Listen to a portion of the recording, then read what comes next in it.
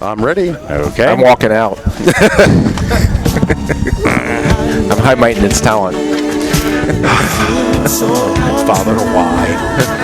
Why, Father? Hot. Bless me, Father. 10:24, 9 to noon. Max Fuller guides the great ship Love Covenant from the Bryan Heating and Cooling Studios at FM 100.3 KFAN. Ben Lieber is the Friday Football Feast co-host. Yours truly is Paul Allen, and Vikings general manager Rick Spielman, nice enough to stick around to chat some Vikings football, where the way this camp is developing, and I'm certainly not going to speak for A, the GM, B, the head coach, or C, the organization, but if you follow things from a national perspective, NFL Network here the other day with Tom Pelissero, whether it's those who cover the team globally and you follow them via Twitter or whatever, there seems to be, without using the word boring, there seems to be kind of a common thread that, the most interesting things with the Vikings are the minutia, like some of the backup battles, and you don't have like a hypothetical here. Eric Wilson, really good season last year, jumping up saying, damn it, if I don't start, then we're going to have a problem. Or you don't have splashy, big time high-end battles, and I would imagine you like that. Well, it's I think it's two things. One, it's the type of players that we're bringing in that are not only very good football players, but high character guys. I know the point of emphasis this year is, Coach Zimmer said it numerous times in our team meetings, putting the team first above everything else. Right. And teams that are able to do that are the ones that eventually end up winning this damn thing. So, and it's a credit to Coach Zimmer, because Coach Zimmer is a leader of that football team and does a great job making sure everybody understands. And I think, too, we've had a pretty good history of trying to take care of our players. So before they get into the last year of the contract, if it's possible, we always try to work and reward our own players and do it from within. So hopefully, we stay healthy through the rest of this preseason and training camp, and it's great to just focus and hone in on football. And that's what hopefully you're going to be able to do when you come to training camp. Yeah, and from a health factor standpoint, I mean, that is the A topic, because like for those listening now in a fantasy football culture, you say stay healthy,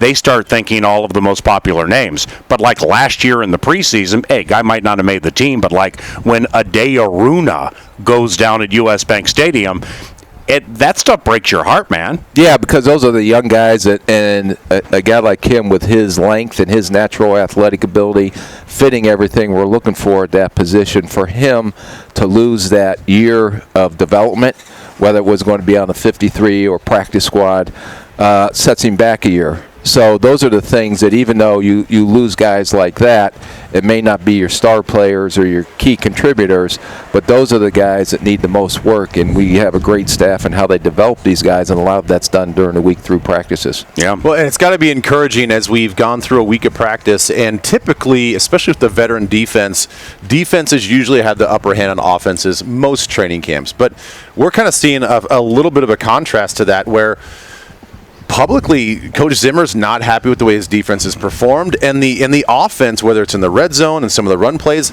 really seem to look like they've been running this offense now for a year or two. They seem to be up to speed. They're not taking the baby steps, and they're making plays early on. I think it's a scheme that most of our guys are familiar with. Just like on our defense, we've been running the same systems. Now, there are going to be tweaks and adjustments every year, but everybody understands the foundation of the defense and the foundation of the scheme.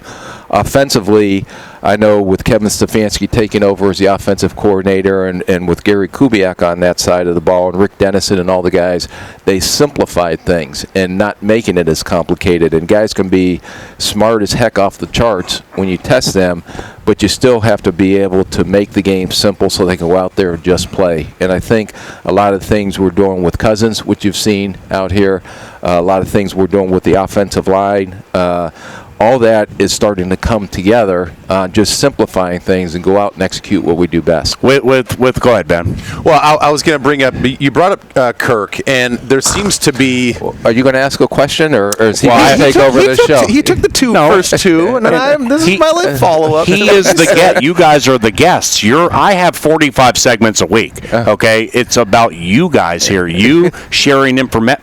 You talking about the final 53. It's about you guys talking about the team, and I'll just get out of the way, man. I got plenty. Well, Can you go get me a cup of coffee and I'll just talk Yes, with sir. Ben for a while? to stay on the positive thing with the offense, not only it's encouraging that they've taken off so quickly, but Kirk really seems like this whole off season there's an emphasis on just him being himself a little bit more, relaxing his shoulders a little bit more. Have you seen sort of that off-season approach already come to fruition so far, early parts of the camp, of just him being much more comfortable with who he is, where he's at, his expectations in this offense? I think last year he came in, one, trying to learn a whole new offensive scheme. Two, the expectations and that pressure put on him of the new contract that he signed and coming in and being the quarterback of the Minnesota Vikings. This year, it's a whole different approach and demeanor. You don't have to be the guy. We've got a lot of guys, offensively and defensively. Just go out and function and do what you do best. And the coaches have done a great job identifying what his strengths and weaknesses are as a quarterback, and trying to hone in this offensive scheme to what he does best and things he's ran most of his career. And I've given this example a few times, is when Brett Favre had went to the Jets, he probably didn't have as great a year because he's ran that West Coast system, and then when he came back the following year, he had maybe his best year of his career when he was our quarterback. So what you're seeing Kirk happen with him is everything Kirk's doing right now is stuff that he's familiar with, and he looks a lot more comfortable than he did last year at this time. And off that, I mean, when you watch practices back, I mean, isn't it clear that Kirk is playing faster right now than at this time last year, and maybe even sometimes during the regular season when things got weird, like the ball's coming out fast. It's just in Monday, Wednesday, and Thursday, watching Kirk, it just seems like, boom, everything is lickety-split. Well, as you say, the minutia. Yeah. It's my new 2019 game calling word. Are we going to hear that a lot? 15 times. Okay. But they've simplified things on what he has to do from a pre-snap standpoint, from a protection standpoint, from his reads. You know, you don't have to go through 22 different progressions, go to A to B, and that's it. And when you can get your quarterback playing, then all of a sudden you see him speeding up in the pocket. You see him making quicker decisions. And even though a blitzer and a lot of exotic things that Coach Zim does will come free, the ball's already out of his hands before he's going to get hit. In the offseason, Rick Spielman did a lot of work to fortify the Minnesota Moving Company, the offensive line. Let's chat about Garrett Bradbury, Pat Elflein moving to left guard, Josh Klein is a new guy, and much more. When we return to TCO Performance Center, our final segment with the GM is next. KFAN. 10:39, 9 to noon, TCO Performance Center, exclusive Vikings Radio Network Perch, overlooking 4 perfectly manicured practice fields. The destination for the Minnesota Vikings full padded practice today, which will take place at 2 o'clock. They have 1:40, but actually gets started around 2. We moved it up a little bit. 1:40 for the full PA announcement. Why'd you move it up? Coach Zim actually was talking to the players, and what we want to do is kind of shorten the day for them. Yeah. And what the objective is behind that is they're getting done their meetings around 7:15 at night, and then they should use that as a recovery period. Okay. So a lot of them are staying, getting extra treatment, getting off their feet, and it's been a benefit. Yeah, again. There was one, we had our first day off Tuesday, and Wednesday, by just doing some different things and guys having all the amenities they have here with the cryo chamber and the hot and cold tubs and the everything that they have available to them, and how Zim has kind of approached it a little differently, is it maybe one of the best Wednesday, day after a day off practice we've ever had. Okay. With the crispness and the guys still feeling fresh. Right. So much so, again, to play to the That theme. was the day that Cousins threw 3 touchdowns in the red zone drill. Yeah, and the next day, Zimmer at the podium said, my defense needs to, paraphrasing, show a little more intensity. But Which Wednesday, they did yesterday. Again, to play into the theme of your new favorite word, minutia.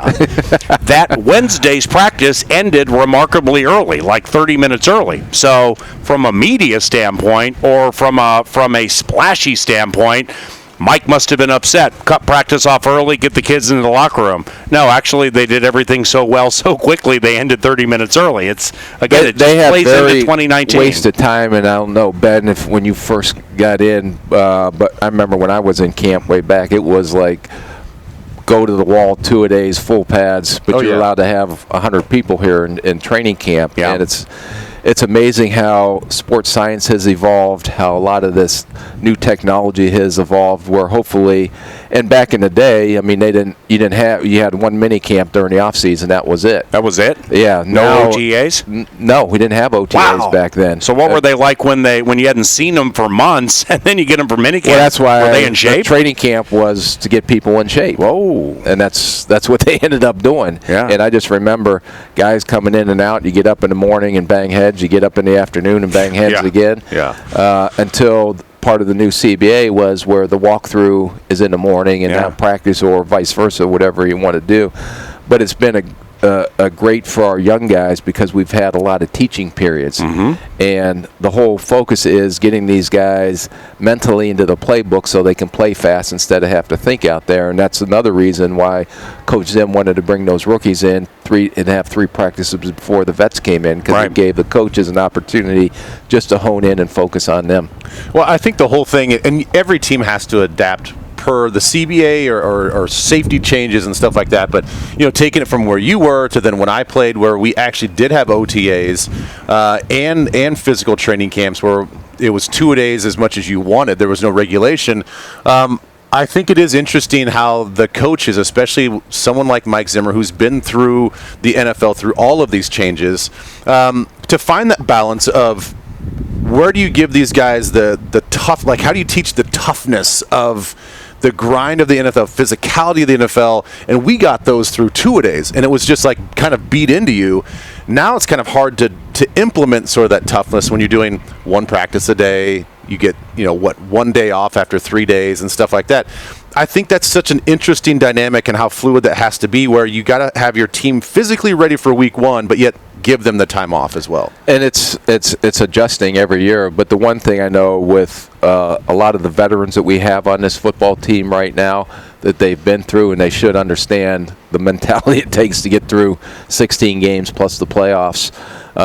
But now it's a matter of also hopefully keeping guys healthy so you can get them through 16 games. And there's different ways as we continue to evolve in sports science. And again, 99% of the stuff that comes across my desk is probably, I know Coach Zimmer's going to say we're not doing that, but if there's 1% or 2% things, and you see that on some of the changes he has done. For example, yesterday and in the afternoon practices, at the end we have what we call split fields. So they're doing the same things offensively and defensively, but again, it's given all these young guys another approach mentally. Even though it's not full speed, it has to walk through it again. And we're finding out that by doing all these extra things from the mental side of it and the mental reps that they're getting and the walkthroughs we're getting, those guys are getting less and less mental errors out on the field. And also they're playing faster, which is what's critical and what you want.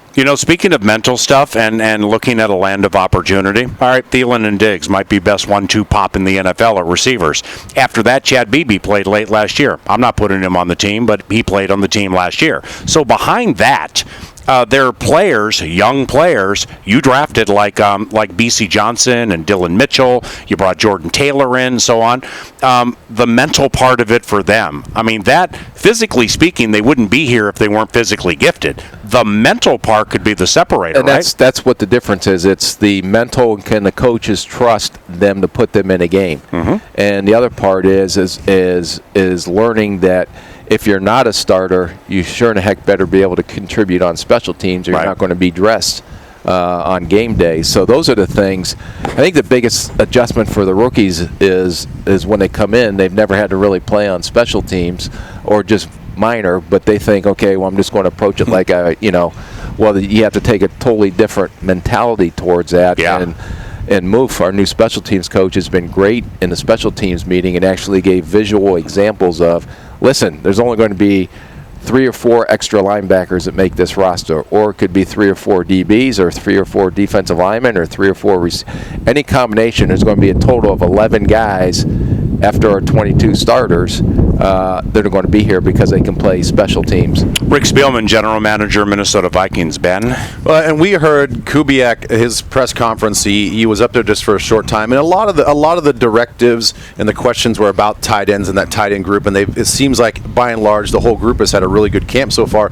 But he did mention, along the same lines that you're talking about with the rookies, Irv Smith, very talented, but he used the word swimming. He's swimming a little bit right now because he's just trying to get up to speed, and every day there's a new install. How would you evaluate his camp so far? What you're trying to look at as we go through camp from day one to where he's at is before we go into the preseason game, and then after the first preseason game, where's he at next? And the guys that are getting it, they may start here, but by the time they get to the regular season, they keep taking steps forward. Mm-hmm. But then, as you know, it's a whole nother level when you get into regular season games. And then that's another growing spurt that they have to go through and learn about what it is. So, but we're very excited about his progress and the progress that he's making. But again, it's understanding the minutia parts of the game. Can I use the minutia in that area? Beautifully stated. Beautifully stated.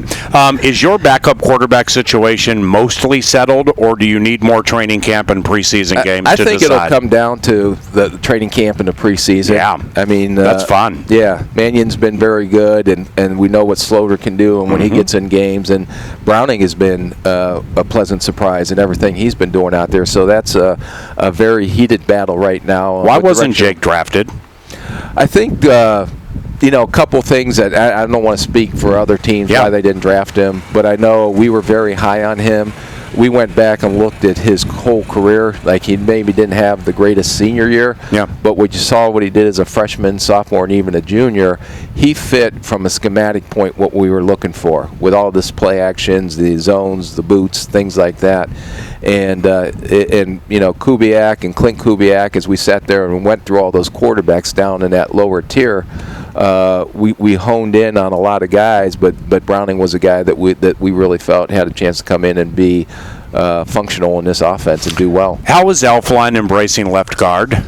He's phenomenal. I mean, it was no concerns whatsoever. He popped right over there at left guard, and it's something he's played, in college. So he was a left guard at OSU? He was a right guard at OSU. When they won the title. When they won the title, and he's played guard most of his career till his senior year is why he stayed in. He wanted to play center, so he showed his versatility. But when we had an opportunity to get a Bradbury, because we think he's going to be get the ceiling so high on that kid and how far he can go. Right. And the combination of those two inside and picking up a Josh Klein, it's every one of those guys in Brian O'Neill last year, all those guys fit that criteria that we're looking for, the athletic criteria, and they may not be Phil Lodeholt size, and we were talking about the bookend types, because they have to be able to move laterally, they have to be able to adjust in space. Yeah. And a lot of the boots and play actions and stuff, you have to be athletic to fit in this scheme. And I think felt very confident coming out of, as we built this, when Stefanski took over and Kubiak and Dennison, just let us know what you're looking for, what the traits you are, and we had very thorough discussions. An offensive line was probably, not that we don't ignore any other position, but really went into depth, so everybody in that room, including the scouts, understood from a schematic point what physically are these guys going to have to do out there on the field. Well, I mean, clearly it looked like an off-season emphasis. It goes deep. I mean, from Samia to Udo, the Elon kid. Dennison brings Dakota Dozier with him, and they're all up and running around right now. So, I mean, the emphasis was there from the rookies and or the new guy who used to play for the Jets. Are you getting from them what you want at this stage? I think what you're seeing out at practice now, we're not tackling and we're pulling up and things like that, but ties in with our backs.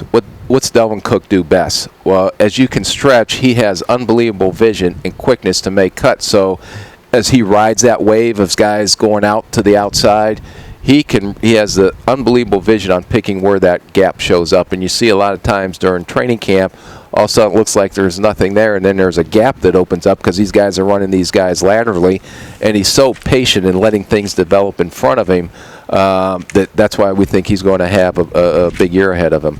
So not the most sexy position, but but widely polarizing during the course of the season, our kicking situation. You guys, like some teams around the league, have hired Nate Kading to come in on a part-time basis to kind of consult with Dan Bailey and just kind of be that kicking, another kicking voice that can look at technique, just like a swing coach. How has Dan been through camp so far, and have you seen already the benefits of having a guy like Nate around? Yeah, I think it's evolved. I think the whole thing is the operation. There's no question about Dan's accuracy, and I know people panicked a little bit the first day we were out here, but we were doing some different things. But you see him and the operation between the center. He's working with 2 centers right now and the holder, and I know Thielen has held some, so we're trying to find out how that operation is. Once those guys can work together as one unit, then it really smooths out. But we're very excited about Dan. I know he's a veteran kicker. He's been in a lot of pressure situations, and he's hit a lot of big field goals to win games, and we're expecting that this year. If you have Thielen ever hold, how tricky can you get with that? Holy cow. Well, again, that's a coaching question. We're just trying to right now figure out the best 53. I understand that. Rick Spielman, General Manager, Minnesota Vikings. Couple of quickies to close here. Special teams. Marwan Malouf is the new special teams coordinator. Land of opportunity have been 3 operative words today.